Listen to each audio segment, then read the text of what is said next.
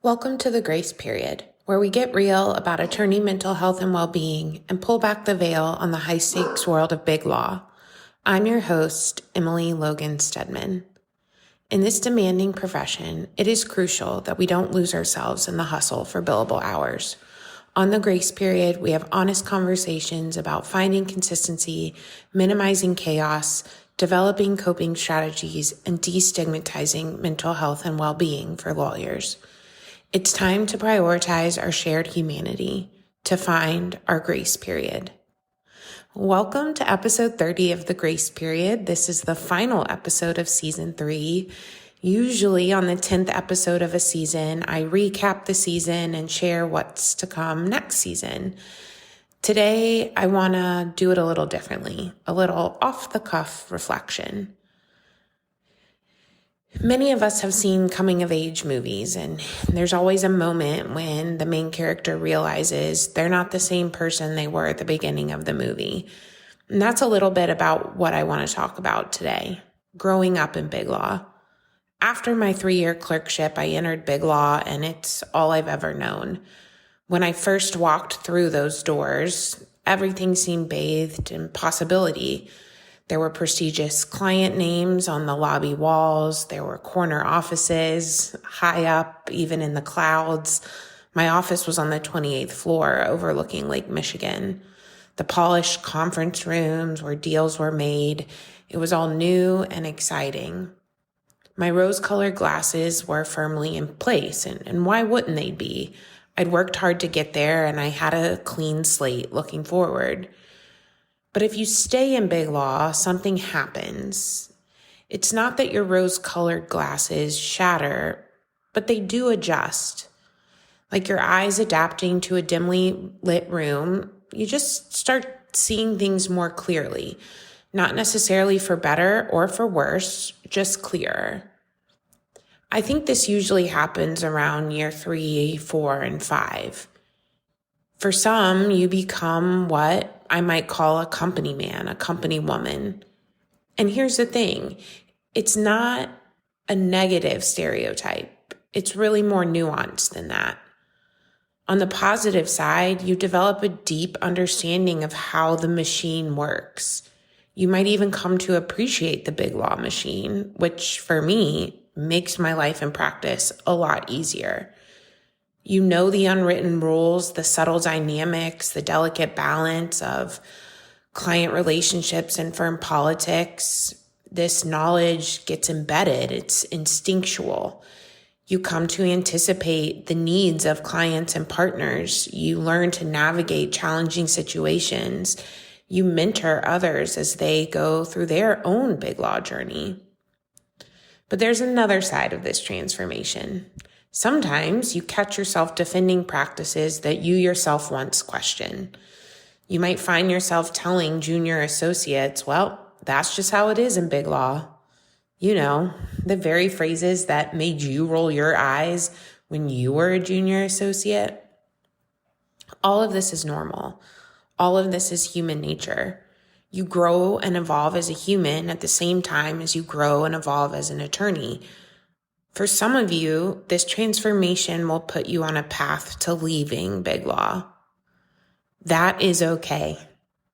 That is okay. For others, like me, this transformation will put you on a path to staying in big law. And I genuinely hope that more of you will stay. I hope, if nothing else, you hear my story and my advice and realize you can do big law in your own way. You can make it sustainable, you can change it and make a difference within your own sphere of influence, no matter how small that sphere of influence is. There are traditions and hierarchies you must work within. There will be tough managers and clients and things that will make you question whether this is what you want long term. Listen to that voice. Always be asking yourself, is this what I want? If you take those moments, if you learn from them, if you grow with them, you can thrive in the law and in big law. If you bill your time, hit your hours, grow a reputation for being reasonably responsive, brave, and trustworthy, you will build credit that you can bank on. With that credit, you can create your own path. Even if on paper it looks like the traditional path, and mine does look that way on paper, you can put your own spin on it. I will continue to do so, and I will continue helping others to do so too. This season, we've explored some aspects of that evolution, from making partner to developing an entrepreneurial mindset, more about mastering the billable hour and building your professional brand. Each of these topics reflects a different facet of our growth in this profession. With this reflection, I'm excited to announce what's coming on season 4, which will premiere in May of 2025.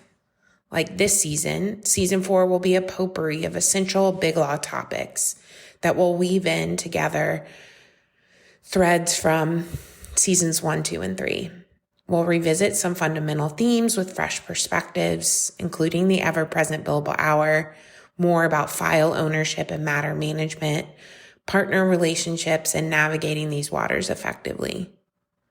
We'll also blend in elements from season 2's focus on lawyer well-being, because let's face it, that topic becomes more relevant with each passing year in the world and in the law. As we close season 3, I want to thank you for growing with me in this journey. Whether you're a law student dreaming of entering the profession and entering big law, a junior associate in the thick of it, or a more seasoned attorney nodding along or looking to refocus your goals and perspectives, your presence and engagement make this podcast what it is and encourages me to keep going. Remember, growing up in the law and in big law doesn't mean losing your ideals. If you're like me, you might lose them for a moment, but you can come back to them. You can learn how to blend your ideals with the realities of the job and how to work within the system while learning to stay true to yourself.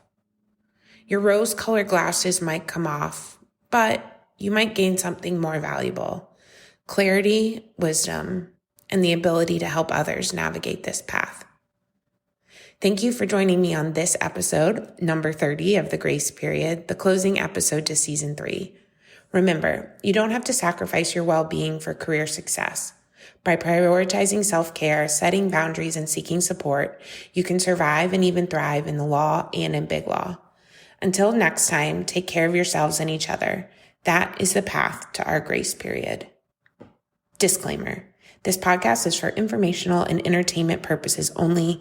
It does not constitute a professional advice of any kind, including a legal advice. No attorney-client relationship is created by listening to this podcast.